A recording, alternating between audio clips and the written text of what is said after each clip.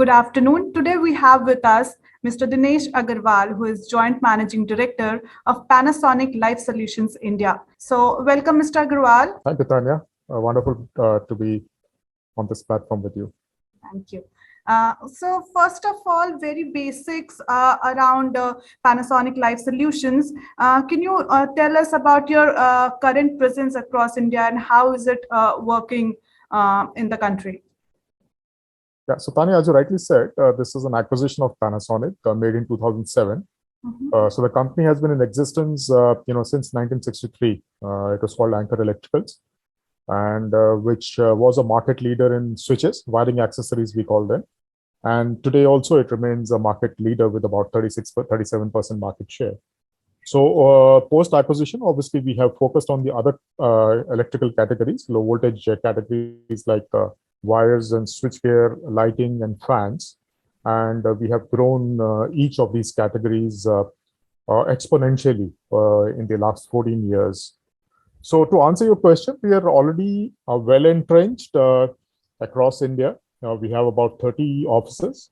We have 27 stock points, which service these markets. So our attempt has been to increase our penetration. Post-acquisition, that's what we started doing. While we were present in tier 1 and tier 2 cities, what we started doing was, to penetrate further, going down to tier 3, tier 4 towns, expanding our distribution. And this is a continuous process because India is so large.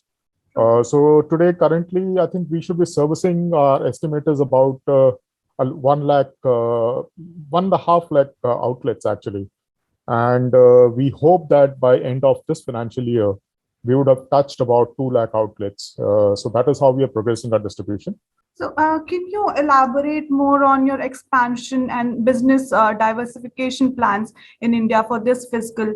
And when you say there is focus on business diversification, what are you implying and what are the timelines actually for these? So we have been constantly looking at our product portfolio. So so the initial years were spent on consolidating the existing core products that we have, which I mentioned earlier, the lighting, the fans, the wires, and so that we put all the manufacturing production capacities in place, the quality systems in place.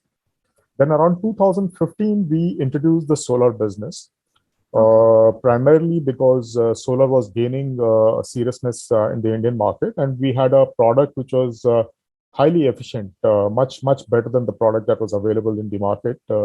Imported products that were available in the market. Though, of course, Panasonic panels were expensive.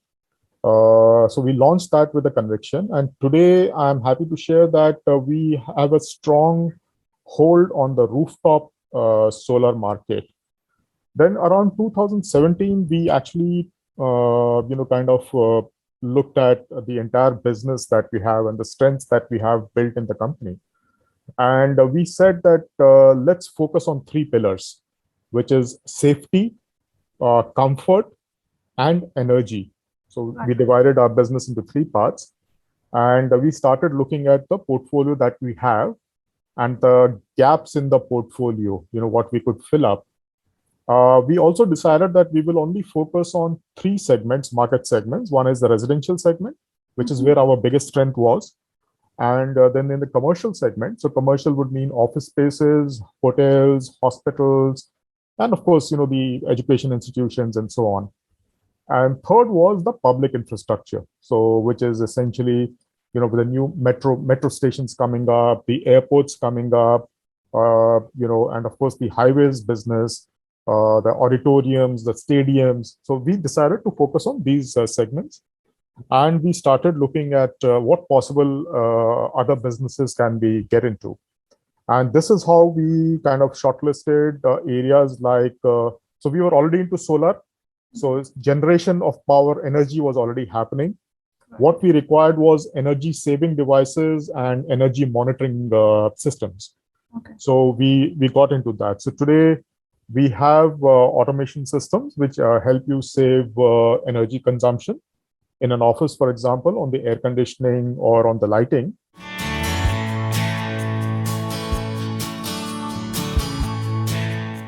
Like gas sensor, smoke sensor, motion sensor, and we also got a video door phone, door alarms. And of course, all these can work together as a kind of a home automation solution. So we developed the IoT products ourselves. We set up a new development team. First, we started in Mumbai with a small team. Subsequently, after 3 years, we expanded the team and shifted them to Bangalore, because Bangalore, the whole skill sets which are required, and the whole atmosphere towards innovation, is very conducive. So this team, which is based out of Bangalore right now, we have about 30 odd people there. They are looking at new technologies, for safety, for energy conservation. So the net result is today, the businesses that we have diversified into already, one is on the electric vehicle charging side. The second area that we got into is automation, what I mentioned. So today we have automation for homes, for offices, and any kind of a public place. We have a wireless automation and a wired automation. Both the options are available. The third areas, that area that we are getting into is advanced metering infrastructure, smart metering. So these are all diversification plans. Now, one of the major diversification that we have done, again, starting from 2018, is the housing business. Okay. So, the synergy was that we sell to homeowners, either the developers or an individual homeowner, right? Our products go to them. So we said that why not look at some of the housing products which Panasonic has in Japan. So we started with modular kitchens, right? So the Indian market is dominated by the European manufacturers, the Italian and the German manufacturers. And we said, let's bring in a Japanese kitchen. Now, because of the success that we saw in the kitchen, we have now expanded the product range in the housing business. So we have launched some very unique products which are not available by any other competition in India as yet. So these are products like seated showers. So you can actually sit and have a shower, which is great for, one is of course for people with disability or old people.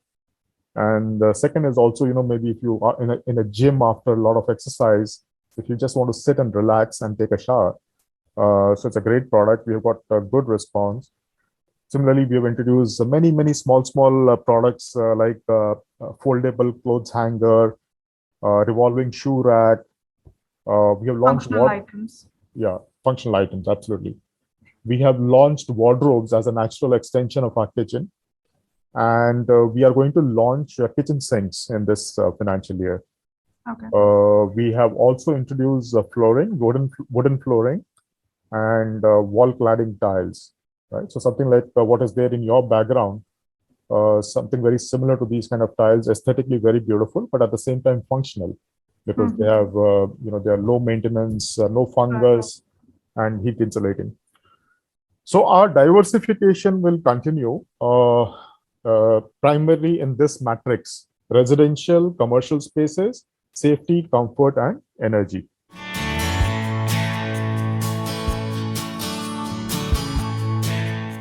One great thing about Panasonic post-acquisition, if someone has been tracking, we have been spending on an average between about 150 to 200 crores every year, right?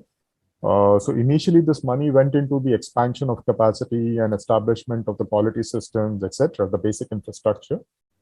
In the last few years, I think I would say 2015 onwards, a lot of money is getting spent on product development and launch of new products, right? Because each of these new businesses need a huge amount of money to establish them in the market. True. But the path that we are taking is a low capex path at present, right? Because EV charger, for example, we are not making it in-house. The designs are ours, right? Naturally, the quality control is ours, but we get it made. Okay. Right? So similarly, street lighting, we are not making it ourselves. The controllers are, ours. So we buy the street light fixtures and then we put it all together. So these are all low capex entries into the various businesses. Kitchens is all fully imported. So our investment is really into the showrooms, into the marketing of the product, and of course the sales infrastructure that we create.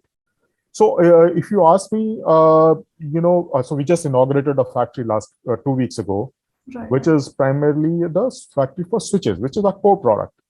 So for our core products, which is switches, switchgear, wires, fans, we will continue to add, invest into the factories, because that's an established business. We just need to grow more capacities. And there is an advantage of controlling the manufacturing in-house, right? Because obviously quality, costs, everything is controllable. But for the new businesses, for the first few years, till we attain a certain size, we do not plan to set in-house manufacturing, ourselves, because there is large ODM capacities which are available. So what we need to do is control the input material and control the quality of manufacturing, which we do. So you mentioned at length about how Panasonic is moving towards sustainability side of things, and there has been works on a lot of sustainability kind of projects. So what kind of investments on an average, if we have to give a number, what kind of investment are you planning there, and what are the timelines for your sustainability commitments? Yeah, so for us, I think that investments started long back, with this sustainability in mind. But again, when you say sustainability for a manufacturer, if I have to translate that into numbers, is that how much am I going to save on the energy costs? Ultimately, that's a quantifiable benefit that one gets.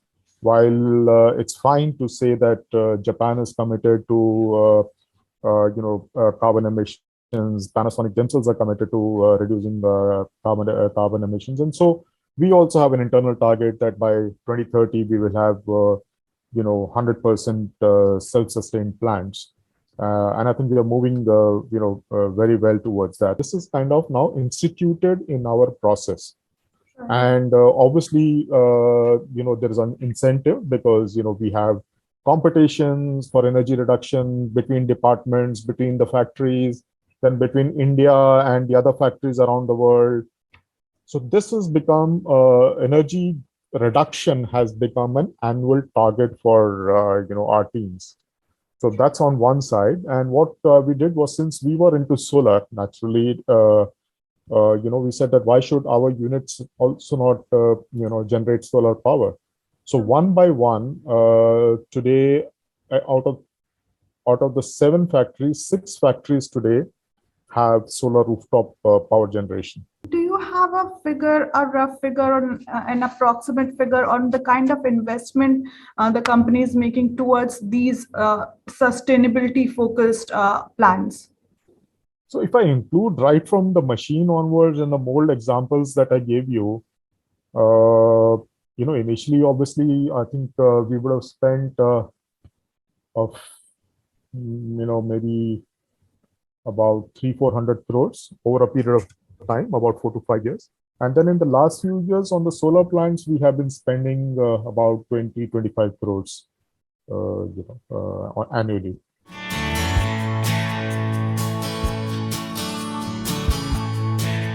Talking about the manufacturing side of it, where does, according to you, India stand as a manufacturer for electrical and electronic solutions? And how is your mission, everything included, the diversification of the business and opening up of new factories? How is all this aligned to take the country closer to becoming a leader in the segment? So when you say electrical electronics, I'm assuming you're meaning our industry. So I'll talk about our industry. So at present, of course, we are catering to the India demand primarily, right? And of course, we started, we are exporting to our neighboring countries. So Nepal, Bhutan, Bangladesh, Sri Lanka. We also started expanding our footprint into Africa and Middle East a few years ago. through our sister company. So, we obviously have Panasonic Dubai, which takes care of Middle East and Africa. So through them, we have been expanding our footprint. And this process will continue aggressively because these are our future markets. Uh, so today, the roadmap that we have for our Indian operations is that eventually this will become a hub of manufacturing, which is catering to South Asia, Middle East, Africa, right? So at least that's a current footprint expansion plans that we have, because obviously we are very cost effective in manufacturing. Our turnaround time for a new product is short. We can design a product much faster, because currently the design of Panasonic electrical products is only happening in Japan, and we are the second base which has been designing our own products for more than 10 years now. So you can very well imagine that the cost difference between our design cost versus Japan, there's a huge difference. So if I have to design a product for Africa, it makes logical sense that we design the product in India, not in Japan. Right. So taking this advantage, so we will become a significant portion of Panasonic's business outside of Japan. Already we are quite significant. If you're looking at a percentage for the electrical business alone, we are already contributing to nearly 10% of the business, and we contributed the much larger portion of the profits of Panasonic. Yeah, so as we go along, we'll become bigger and bigger in the Panasonic portfolio. Right, and do you think India has the capacity or the ability or the resources to become a manufacturing hub going forward? Absolutely, yes. So I'm a very strong believer in that.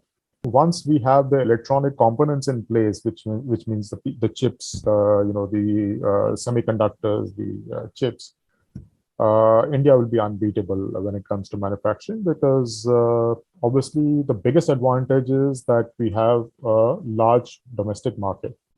So which means I can achieve my cost efficiencies on the basis of domestic demand.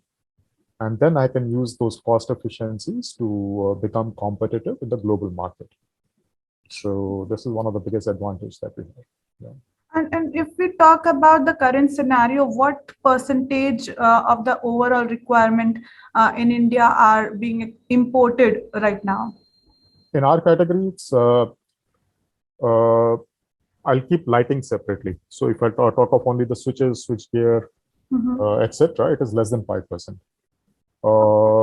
Yeah, so everything is locally made, right? So, but when it comes to lighting, LED lighting, and if I include all the, the decorative, we call this as a decorative category. I mean, all the lighting fixtures that you see when you go to buy lighting for your house, all that is coming from China, right? So, but if I take the entire total lighting market of about 25,000 crores, the imported part, now again, there's a catch here, because while I would like to say that the imported constitution is only, let's say, 25-30%, but the fact remains that the other part, let's say the balance 75%, a large part of that, the manufacturers in India are actually importing the components from China. So the LEDs, for example, are coming from China, right? So, so today also, India is very largely dependent on imports, primarily China, when it comes to lighting industry, which again will change, once the electronic industry becomes stronger.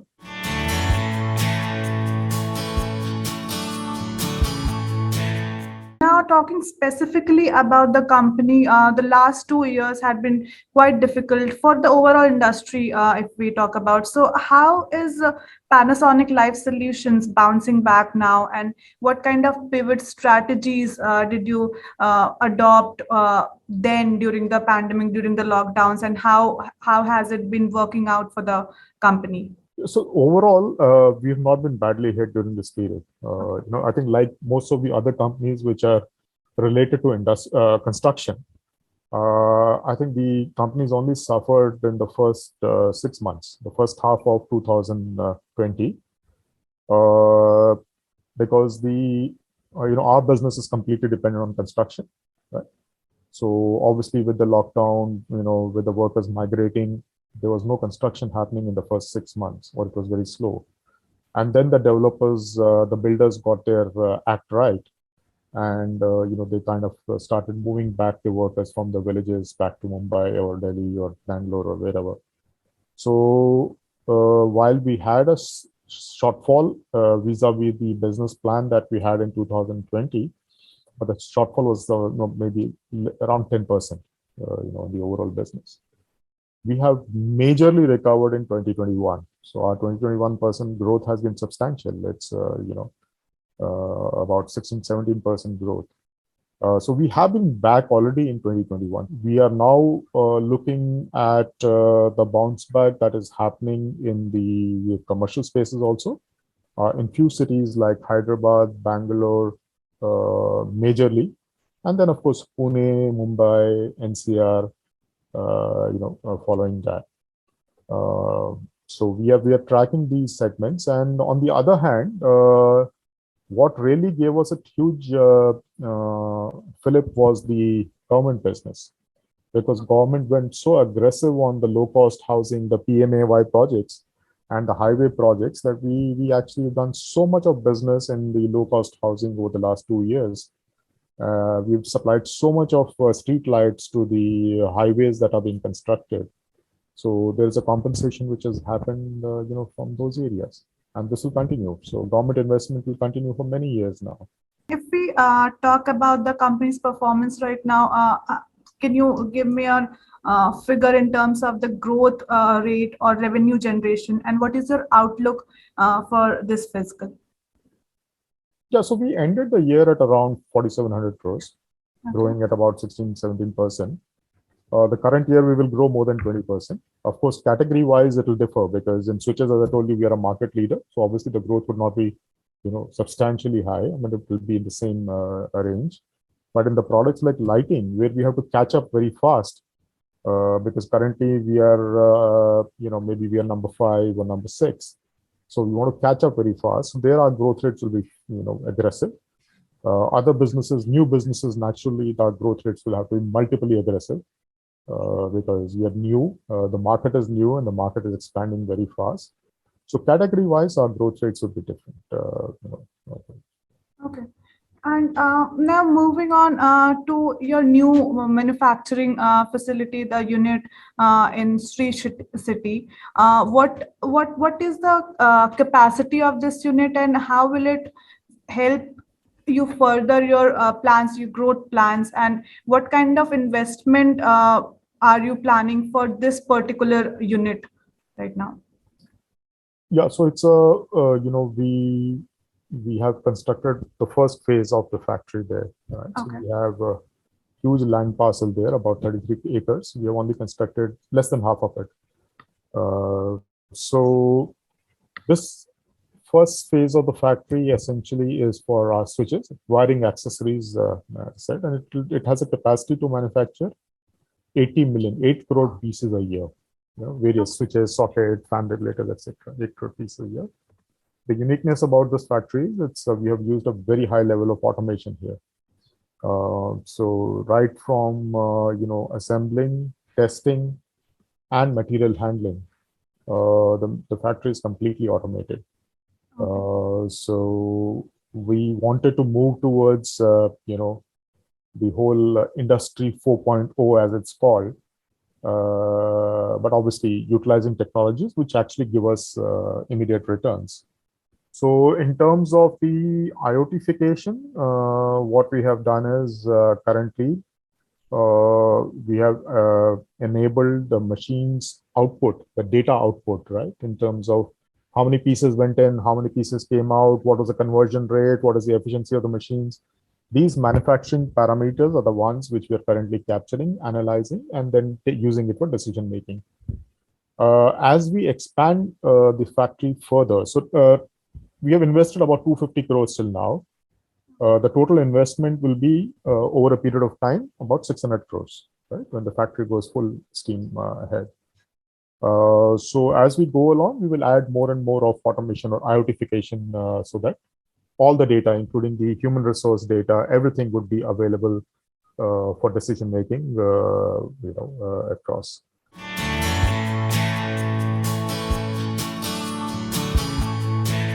Now moving on to your new manufacturing facility, the unit in Sri City. What is the capacity of this unit, and how will it help you further your plans, your growth plans, and what kind of investment are you planning for this particular unit right now? Yeah, so it's we have constructed the first phase of the factory there. Right? So Okay. we have a huge land parcel there, about 33 acres. We have only constructed less than half of it.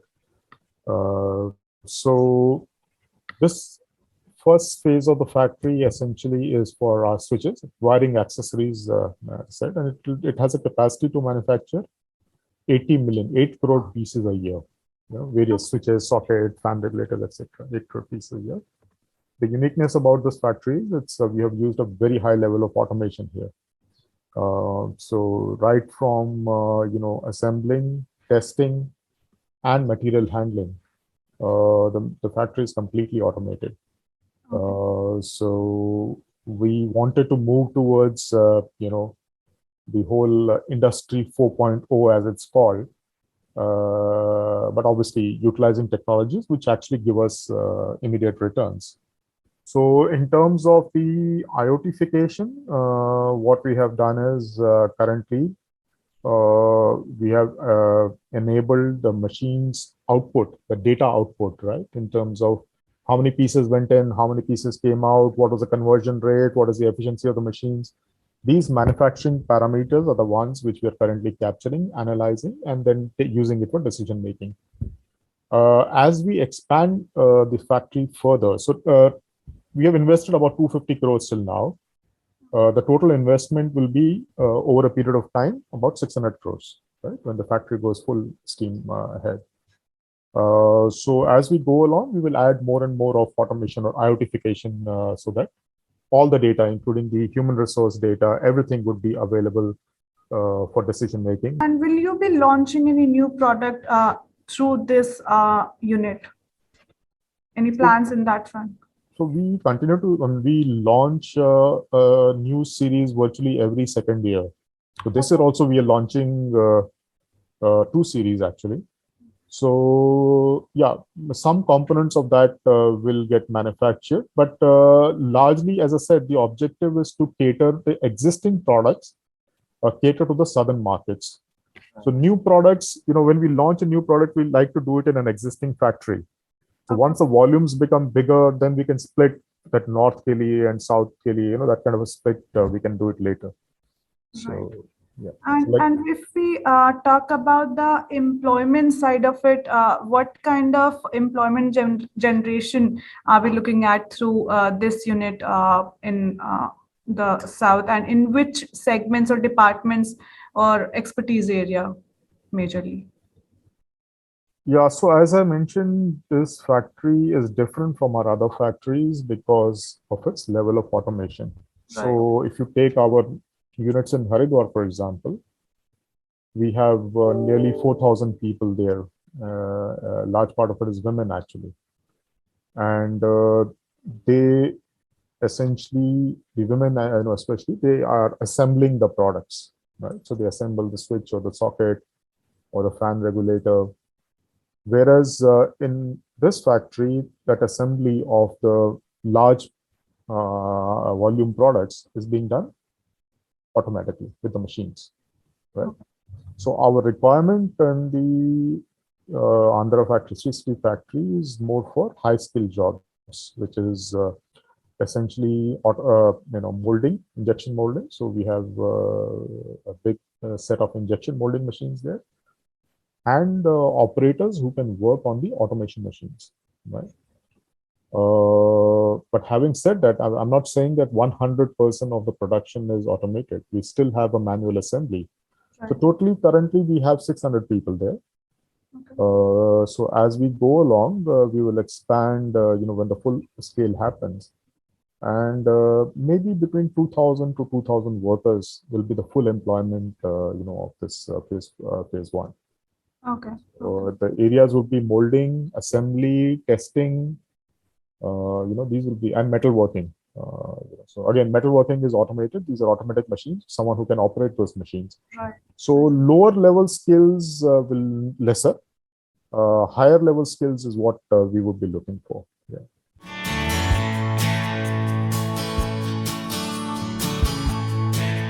One final question. At Panasonic Life Solutions, is B2B a major part of your business, or B2C brings in the more revenue? Hit on a raw nerve. Yeah. So yes, traditionally we have been a B2C company, a trade company, but in the past few years we have got our act right. Today, about 17% of our business comes from B2B. Okay. And this is something which we expect to grow this to about 40% over the next 4 to 5 years. Right. The reason being obvious, that B2B, so much of construction happening in government, in private. If we are not there, then we will lose out on huge opportunity. Second is the B2B also helps you in establishing a brand, because once you sell it to a developer, then there is a secondary demand which comes in as a replacement demand, and that goes into the retail, and that generates the demand for your product. So from that point also, it's very. And third point is that all the new businesses that we have got into, these are all technology businesses, which a trade cannot sell. So it has to be sold directly. So we are very aggressive about the B2B. We have a team of more than 200 dedicated sales executives on the B2B side. Interesting. So that was all we had, and thank you so much for taking our time, and thank you so much for bringing us through the various operations and plans by Panasonic. And it was really great having you here, Mr. Aggarwal. Thank you. Wonderful interacting with you as well. And if you have any other clarification, you can always route it. Definitely. Thank you.